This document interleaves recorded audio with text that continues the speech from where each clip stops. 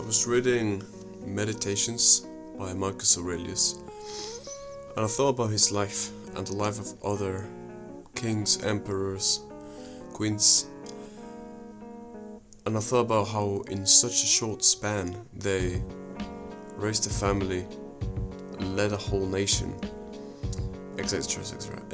And then I compared it to today's age and how slower the pace is. They would achieve these things in 50 years of their lives, while now we have the opportunity to live about 80 years. If you were born in the last 20 years, probably you'll live until 100 easily, if you're healthy. And then I thought about whether the environment causes us to be slower, or whether we could still progress at the same momentum that they did. We'll talk about the cons, the disadvantages of today, the obstacles, before I start tackling about what we can do to be just as fast, or on pace really, but try to keep up with the times. There are obstacles, and I'm going to cover that first. Afterwards I'll cover what you can do to make up for these things that get in your way, and I'll explain some reasoning as to why it doesn't really matter at the end of the day. So this is a bit of a follow-up to the last video. So the first obstacle I want to talk about is distractions. This is a follow-up from last video, so you can see that there's a similar train of thought. The amusement, the art of amusement has evolved drastically compared to those times. Now it's everywhere, it's in your face, it's in your house, it's in your phone, it's in the street, it's everywhere. Sure, there were still venues and parties back then, and banquets and all you can eat, whatever, and dances, but there wasn't entertainment everywhere. So that's the first one. Entertainment is everywhere nowadays, and it causes our attention span to be a lot more diverse and a lot more just divided. My second point is a bit more controversial. This was why I left it for a second, so there'll be less people watching it.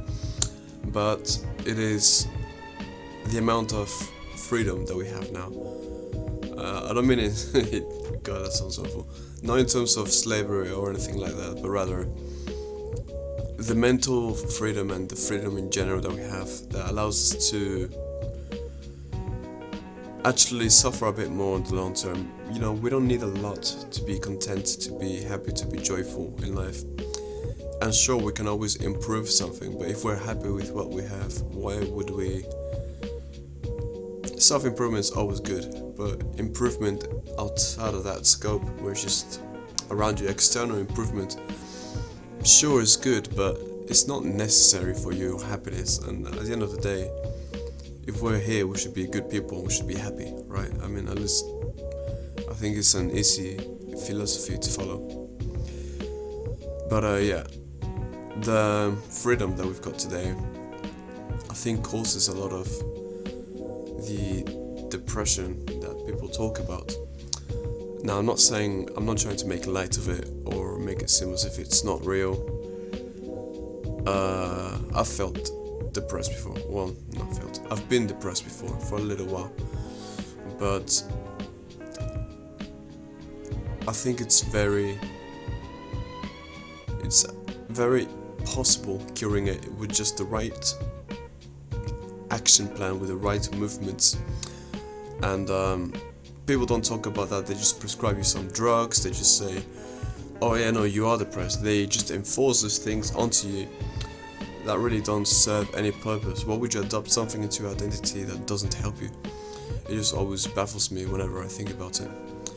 And it's like continuously calling yourself ugly. Imagine looking in the mirror and being like, oh, God, I'm so ugly, instead of smiling and saying, wow, I love the way I look. It's just so much better to adopt affirmations rather than negative connotations about yourself. God, I can't breathe. Simultaneously, I think this freedom is putting a stunt on our growth as people as well. Instead of trying to develop further our societies or nations, we argue about, I don't know, this woman being a man and then this man being a woman, about people liking the same gender, etc. I don't advocate for most of these things, to be honest, but that doesn't mean I'm going to go out of my way and just bother someone else's day or stand in their path. Hakuna Matata, just live and let live. People are free to do whatever they want. I'm not omnipotent, I can't make them choose something. Not what I want to. I wouldn't want to force somebody to do something they don't want to. If they come to a conclusion that they are different than I am, fine, let them be so. No problem. It doesn't matter at all, and people get so into this confrontation zone where it's, oh, it's left against right and it's black against white, it's red against blue and blah blah blah. We need to stop seeing ourselves as such a diverse group and instead just come back home and say, hey, we're all humans on planet Earth, and it's so corny, but just keep it simple like that. When you repeat an action in life, whether it's negative or positive, I truly believe that it compounds. And so likewise, I like to talk about the positive things now that we can do in change of, or that benefits us more now and we can use to our advantage compared to the previous times of emperors and kings and queens and tribes. And that is the following. First, thanks to the medicine that we have today, to the availability of education, of the knowledge of our body and gymnastics, etc. Whenever you learn of the elders of the past, whether it is, again, Marcus Aurelius, your parents, your teachers, whoever it is, you learn about them and you think about these things. Don't let your head float into wonders, into different worlds.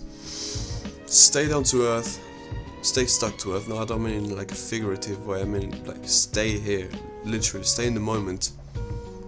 And at the same time, let your mind be thinking and recycling these thoughts over and over again, or things that you want to adopt, or things that you want to do. So, me for example, in meditation they have mantras, right? A mantra is something that you repeat over and over again. For example, a little prayer, like the Saint Francis prayer. It's wonderful, I love it. When I started meditating, I started repeating it over and over again. And it goes something like this. Dear Lord, make me an instrument of thy peace. Where there is hatred, let me sow love. Where there is injury, pardon. Where there is doubt, faith. Where there is despair, hope. Where there is darkness, light. Where there is sadness, joy. O Divine Master, grant that I may not so much seek to be consoled as to console, to be understood as to understand, to be loved as to love. For it's in giving that we receive, and it's in pardoning that we are pardoned.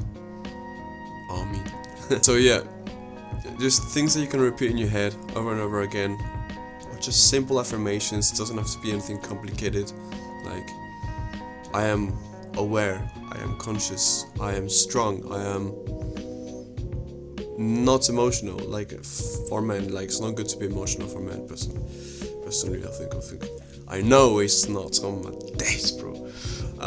But yeah, so that's the first thing. Now I want to talk about how with these opportunities that we have in our life, if we follow self-improvement, in today's day and age, we can live for a lot longer and learn a lot more if we just take the action steps like they do. We won't be as productive most of the time, most likely, because in today's society it's not as common to have children as early on as they did, or to start working as earlier on as they did. They started working in their teenage years. I mean, so did I, but I started working when I was 12. But these people, they were really on it, and it was more common back then. and they would get married really early on, start a family really early on. Now people wait until they're 30. And take the comedian Theo Von. His father was 70 when he had him. It was crazy. But yeah, things of the sort. I want you to keep in mind that you have more time, and it's kind of harder for you anyways to start early on because of constraints of society and how you should behave, whatever. You should ignore these things, but we can only ignore it to a certain extent. It's like you can't ignore the law even if you dislike it, so because you'll just get arrested. You can't really fight the police as an individual, so you play the game instead. To play this game where you wait these years to get into your optimal age for business, for family, kind of all comes together at the same time, so it's a bit annoying, right? You get served all of the food at once instead of sporadically. But yeah, so what you want to do is build that vessel within you. Build a character that's formidable. Build greatness in you. Build beauty in you. Be complete, be full, be whole. Yeah, this advice goes a long way, especially for men. The whole being complete in your own self, because men lack a bit more. The women are abundant in their loving, in their presence. They're a lot of people like glorify women. They're almost majestic, right? So women should just focus more on the beauty aspect of things, right? Focus on having a beautiful character, on being modest, and men, be gentlemen like, and be noble, be righteous, be good to people around you, everywhere. But yeah, so let's say you were to give advice to your children, or let's say that you are quite young. Even if you're not young, if you apply these things, you're gonna be ahead on the long term. Short-term investment for a long-term profit. So you spend 2-3 years focusing on learning, focusing on training, on dieting, on cutting out bad habits, because they stick around for a long time. People say it takes around 6 months to get rid of one, but it could take longer, it could take less. Either ways, if you want to engrave something in your mind, you gotta take your time, you gotta take years. It's like if you get out of an abusive relationship, you're not gonna trust people right away. It's gonna take you some time. So be patient. It takes time. It's fine. You'll get there. So yeah, spend a few years. I would advise. Just, if you live in a country like the UK, the US, or whatever, where you can work not crazy hours, like maybe 35 hours a week, something like that, and that's enough to cover for your rent and, you know, a little bit of money on the side for just in case. What you can do then is spend the rest of the time. There's like 160 something hours a week, so there's plenty of time. Spend the rest of your time building yourself up, building the character up, not like financial status. Because people don't realize that money comes and goes, and it's kind of about speed.